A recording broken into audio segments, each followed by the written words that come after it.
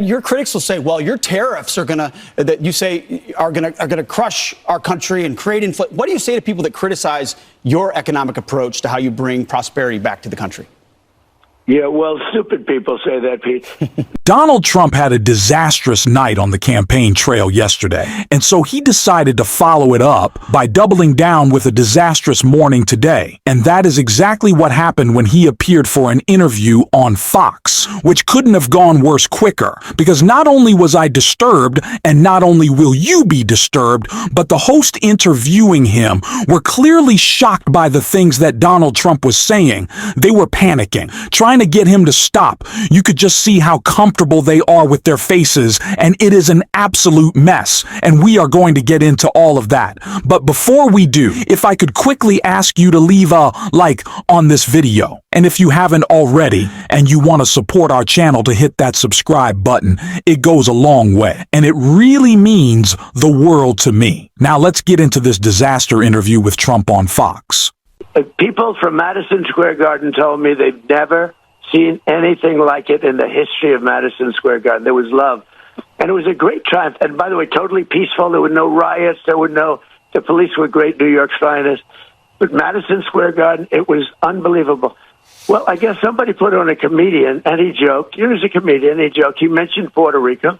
And all of a sudden, the Democrats, and they are good at this stuff, by the way. That's the only thing they're good at. They're no good at policy. They're no good at government.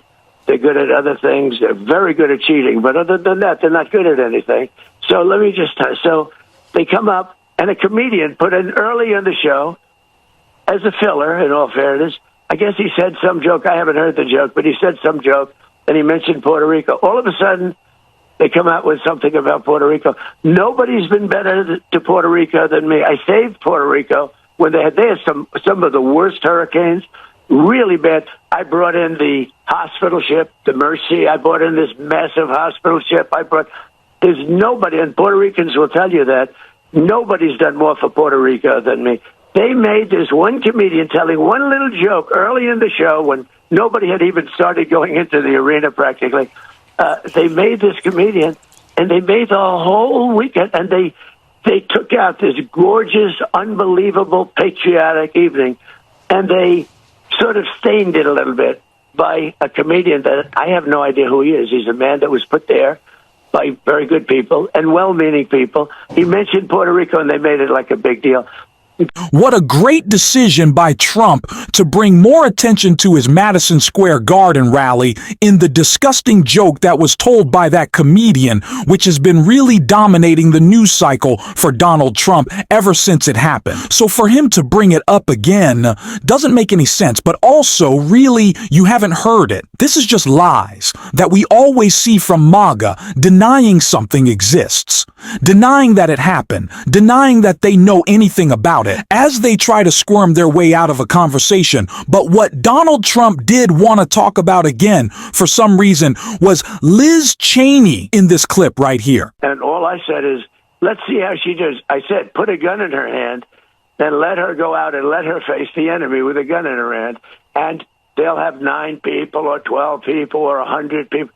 I said, let's see how she stands up, because I say she wouldn't have the guts to do it. You know, you have a lot. Trump has a special ability, as we saw there, to try to clean up his mistakes, and in doing so, only make him worse. You didn't sound any better. It still sounds like a threat to Liz Cheney, as much as Republicans want to say no. Donald Trump was talking about sending her out to war. Is that their defense? Is that his defense? That makes it better? I don't think it does. Donald, you're still saying that you want her to be in harm's way. And we know the reason why. It has nothing to do with war. It has everything to do with your grievance, your anger over the 2020 election, which we can see more of right here. And then we had an election that unfortunately didn't exactly go the right way, but you know, that whole thing, I won't talk about it because I want you people to keep your jobs, okay? People are so afraid.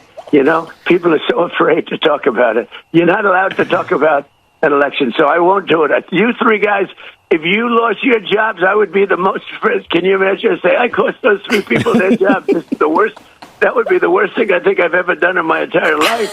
Anyway, there aren't too many like you. We have to keep you around, so I won't talk about it. But look, It's so funny to me that Trump brought up the fact that he doesn't want Fox hosts to get in trouble for pushing the 2020 election lie, because it's a lie. That's why Fox got in trouble. That's why they had to pay Dominion hundreds of millions of dollars, because they were pushing a lie they knew was a lie. Just like Donald Trump is pushing a lie he knows is a lie, but he's not worried about accountability. We have to be that accountability on November 5th, and like I said, that made the Fox a little uncomfortable. But what made them really uncomfortable, and you can see them kind of fidgeting and panicking, is this clip right here. How well we're doing with the African-American population, but there is a number that's going to come up, and they're trying to hold it till after the election, and that's unemployment for black people.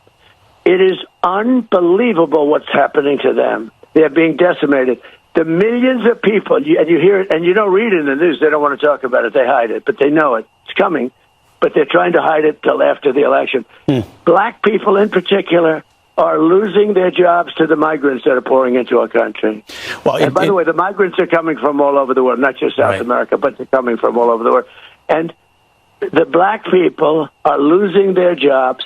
People that have had a job for 20 years, good job, good people, they have a house, they have a mortgage on the house, all that. They're being fired and being replaced with the people that are coming in, the migrants, coming in illegally into our country. And the other thing is migrant crime. The migrant crime is massive. It's at a level of viciousness. It is so vicious. You see it. I play it all the time. I play clips all the time. Jocelyn and I could give you right now in this call. I could give you 10, but thousands of people are suffering with this vicious migrant crime. But if you look at the black, you should demand it, because they have the numbers, or they're very close to having the numbers. When those numbers come out, and here's the problem, they're going to come out right after the election. They're trying to hold it till after the election. Well, the black jobs are being, people with black jobs, black people that are working so hard, and they've had jobs for 20 years, they're being fired, and they're being replaced. And when you look at those numbers, it's going to make your job numbers look relatively good by comparison. It's a big problem. Well, the numbers that I've said it before, and I guess I'm going to say it again. Maybe I shouldn't. I don't know who's telling Donald Trump to keep saying black jobs. It is not a good talking point. It is not a good phrase, Donald. It is incredibly uncomfortable for anyone around you when you say it. For that reason, though, please keep saying it. It hurts your campaign, so just ramble like crazy.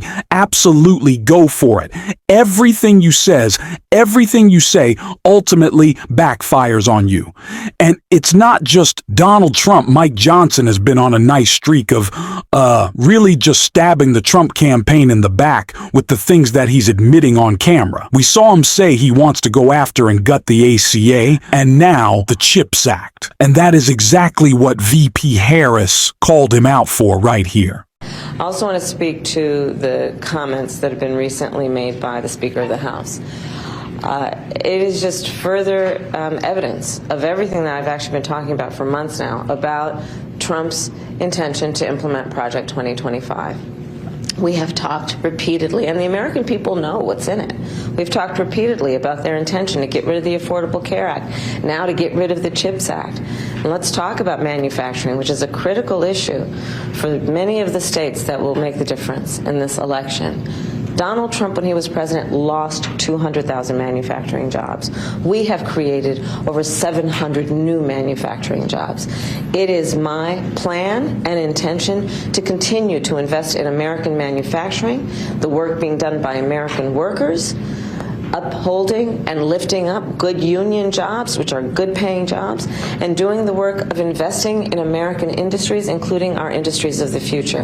That is the way we are going to win the competition with China for the 21st century, and that is the kind of leadership that America deserves in their president. Once again, a perfect encapsulation of the differences between this campaign, where we see VP Harris with the to-do list and Donald Trump with the enemies list. And a list of those enemies also includes government programs that make our lives better. Donald Trump wants to go after the ACA. He wants to go after the CHIPS Act, Social Security, Medicare. That's what Donald Trump wants to spend his presidency doing, is tearing things down, while Harris wants to bring them up, except for the cost of things like VP Harris said, right here. First of all, let me make it very clear that I intend to earn the vote of everyone, and I don't take anyone's vote for granted. And my highest priority as president will be to bring down the cost, because to that point, look, I know the cost of groceries is too high still. Everyone knows it. And so my plan includes what we're going to do in terms of taking on corporate price gouging and having the first ever national ban on corporate price gouging on groceries. My plan includes addressing the issue of affordable housing, including for first-time home buyers, giving them a $25,000 down payment assistance so they can just get their foot in the door. My plan includes addressing the needs of parents, in particular young parents, which is why I will expand the child tax credit to $6,000 for the first year of their child's life, which helps pay for everything from childcare to a crib and a car seat. My plan includes what we're going to do to invest in our small businesses, including increasing tax breaks for small businesses. And overall, my plan, which is about building an opportunity economy, has been reviewed by leading economists in our country, from Goldman Sachs to 32 Nobel laureates, all whom have said that my economic plan actually will strengthen America's economy. They've reviewed Donald Trump's plan and have determined he will weaken America's economy, he will ignite inflation, and he will bring on a recession by the middle of next year. VP Harris has real substantive plans to bring costs down, to build more housing units, to focus on building the economy from the middle out, not the top down. All Donald Trump can talk about is big tax cuts for his wealthy friends and tariffs. I guess he doesn't talk about terrorists as much as he just screams the word repeatedly, because he doesn't really know how to talk about the economy, and certainly doesn't know how to talk about labor or organizing. And that's what AOC was saying in this clip right here. Donald Trump and Elon Musk went live together on a stream and joked about how they were going, not even joked, they were very serious about how you need to lay off union workers or any worker the moment you even sense the fact that they may want to organize for better wages and conditions in their workplace. Elon Musk is a union buster and Donald Trump is a scab. And the two of them put together cannot be put anywhere near any sort of influence in the White House. And on the note of Elon Musk talking about how we need to live within our means, suddenly I find it very interesting that does not apply to him with the billions of dollars in government contracts that he seeks to secure for himself and the billions of dollars in tax cuts that he seeks to exempt himself from paying to contribute for everyday people's schools, roads, bridges, and more. And you cannot try to influence American politics if you don't want to contribute to the everyday lives of American people. And to Elon Musk, we have one message, which is get your money out of politics. It's no good here. Yeah, I will say you can try. The question is whether you can succeed. That's what we're going to find out. Donald Trump is an anti-labor president. He was an anti-labor president. He's an anti-labor candidate. He does not believe in organized labor. He does not believe in unionization. We know, like AOC said, that Elon Musk and Donald Trump were laughing about firing striking workers. This is not someone who should be in the White House under any condition. There are so many reasons, but this is certainly one of them. And in states like Michigan, Wisconsin, Pennsylvania, this is going to be of extreme importance. It's just like Mike Johnson saying that they wanted to undo the CHIPS Act, which created almost 800,000 manufacturing jobs, good, clean energy jobs, and what they want to get rid of it. Yeah, how about we move forward instead of going back? And that's what we're going to be talking about every single day on this show. And if you want to support that, as always, you can hit that subscribe button. You can leave a like on this video. And if you're stuck around at the end, drop a blue heart in the comments. And until next time, I'll see you soon.